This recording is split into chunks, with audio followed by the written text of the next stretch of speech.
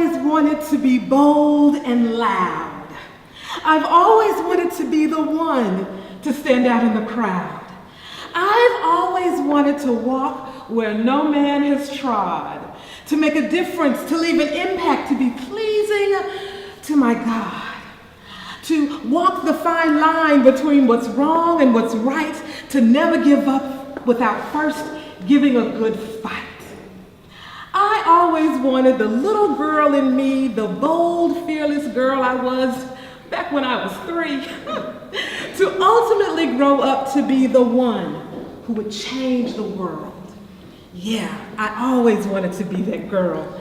The one fully owning this gift of existence and love and reveling in the victory and consequences thereof, living this life in its totality with no compromise and no fear, no formality, not conforming to the world we see, but defiantly challenging the world to conform to me.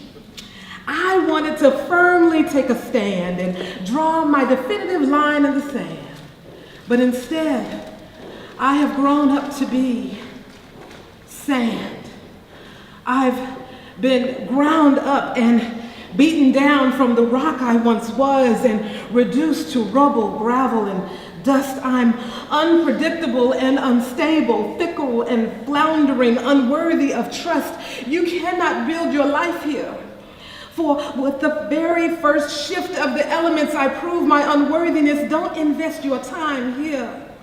For I am unable to stand beneath your weight or even to bear my own. I cannot be your shield or shelter. I cannot be your home. I will choke out the sun and clog up your lungs until my very last breath, until nothing is left. I am sand and I am alone, for I am beige.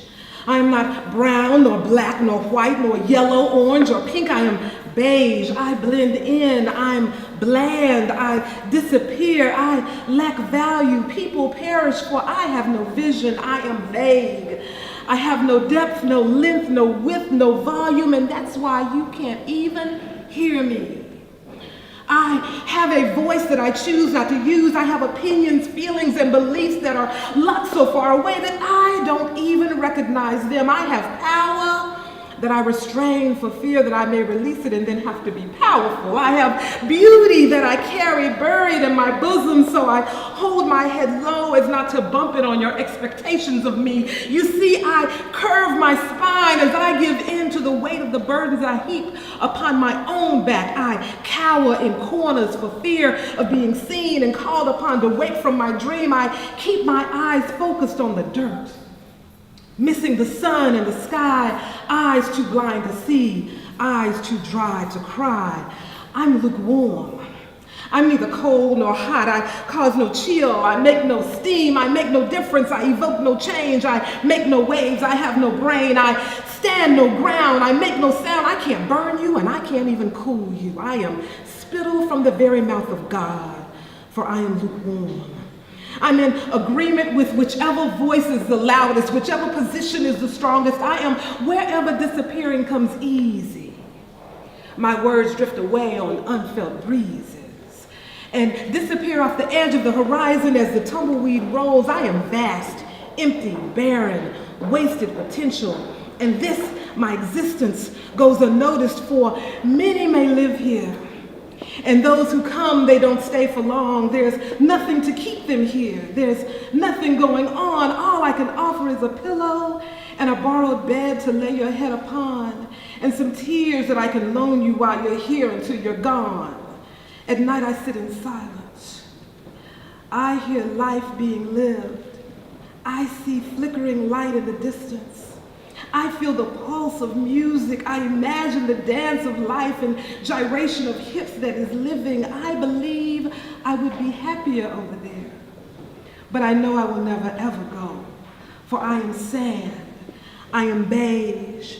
I am lukewarm. I am spittle from the very mouth of God. Wow. So the artwork is by Lori Brown, and it's Rain for Rent and also On the Edge. And both of these are pictures of a desert area, Mojave Desert, but this is very close to Las Vegas. So to look at this, you wouldn't think the lights and the nightlife of Vegas. So the inspiration, the idea that came to me from this is how people can be so very close to excitement and fulfillment and all, and yet still choose to hold back and to stay beige and sand and dry. So this is a person speaking from this aspect. I like the point you made about being beige and blending in. And the beige, I'm a beige person. I am beige. I never gave it a name before, but now I'm beige and I blend in. And the sad part about it is you don't always want to blend in, but sometimes you have to blend in and you become beige. And But the beauty I of love it is that. it's okay to be beige. It's okay to be beige. But you know, when you have a rainbow inside of you, you are living an unfulfilled life if you allow yourself to stay trapped in beige. Yeah. So beige can be a stage of life, but not the platform on which you build your entire existence. Okay. And when I came in, I knew this is the one I wanted to write about. And I don't know if you see the ironing board and the irons, the bottom of irons, but that's not what I seen when I seen the picture. This piece is called We Never Lost Our Voice. We were kings and queens before the beginning of time. We were called out from among the rest to lead the way, and we were known for our strength. The elders stood before the villagers adorned in their white boo-boos, which were all trimmed in gold. Each one of them carried a shield and a spear, with their tribal coat of arms etched upon them. Together, they represented the 12 tribes of Judah. You see, we're all descendants of the Most High. On this day, we were all on one accord, and our voices spoke volumes. The drums were thumping, and everyone was dancing, when suddenly we found nets being thrown over our bodies. There were screams of fear throughout the village as we were shackled and dragged through the forest. Once we reached shore, we were forced on a ship full of men who spoke a language we didn't understand. This wasn't a Carnival cruise ship where you ate all day and jazz music played all night. This ship had an unfamiliar destination, and we were now a long way from home, but we never lost our voice. The journey didn't begin on the sea, but after the ship landed on shore in America. We know all too well that freedom comes with a large price tag, but giving up has never been an option. We prayed and cried out to God for over 300 years. They beat our bodies, but our faith remained intact. The spirit of my people who set sail that day is alive and well. They are among us now, and if you listen closely, you can hear them in a fake voice say, "Look at sister, sharing our history at the Hunter Museum." Our voice continues. I definitely enjoyed it. It makes me look at the picture even totally different now. I'm looking at the indentions in the ironing boards itself and seeing all the different designs and shapes represent lives and the things that they've endured, but yet it's all an iron. Yes. So, yeah, that was great. Beautiful. As I did another piece prior to this one before, I had the title spoke more to me than the picture. But in this one, the piece and the title kind of reigned together for me. And so this piece is entitled, I See Most Clearly with My Eyes Shut. Wow. I see most clearly with my eyes shut, seemingly asleep, yet awakened to all that was hidden in the light of day. My night vision exposes the snakes that surround me in the grass, awaiting the proper time to attack and pierce me with the venomous fangs that were disguised by your smiles in my face. Yet God's hand shields and protects me in my closed-eye prayer, begging to be rescued from the enemy's snare. Some may call this a nightmare, but there's no fear because the gift of night vision just keeps me aware. So I wear sunglasses at night as a way to disguise my eyes when the moon shines and tries to expose my cries, but I'm tired. I'm tired of faking okay. I'm tired of the day-to-day foolishness that has its way and cuts me as I walk away with stabs in the back. But God uses his spiritual needle and thread to stitch up the wounds that were meant to leave me dead. And as I heal, I sleep. And the pictures in my head become beautiful dreams. Dreams that allow me rest. Dreams that bring comfort. Dreams of joy that I can see more clearly now at night with my eyes shut. Entitled Love's Depth. Because see, me on that particular day, I saw two lovers embracing one the other. I saw them come what may. We're going to push through and hold on and strive. So, love's depth.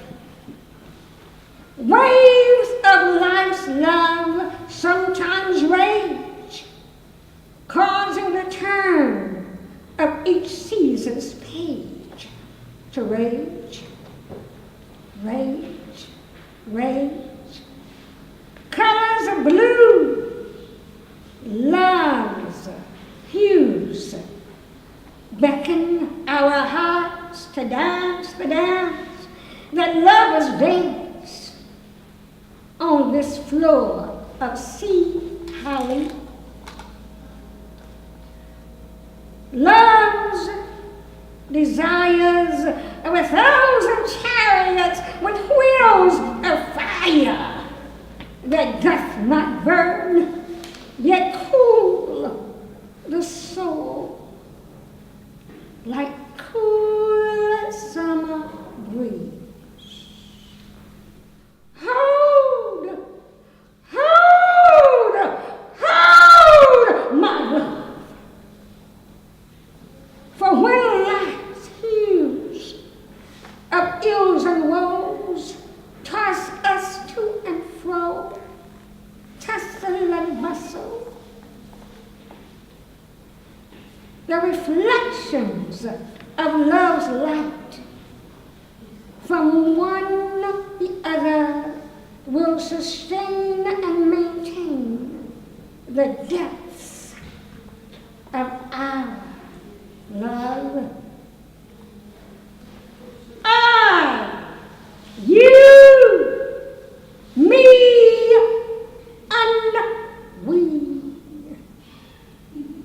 we will burn with passion's red fire, cool like the sun's rays as they supple with the waters, dancing the dance that lovers dance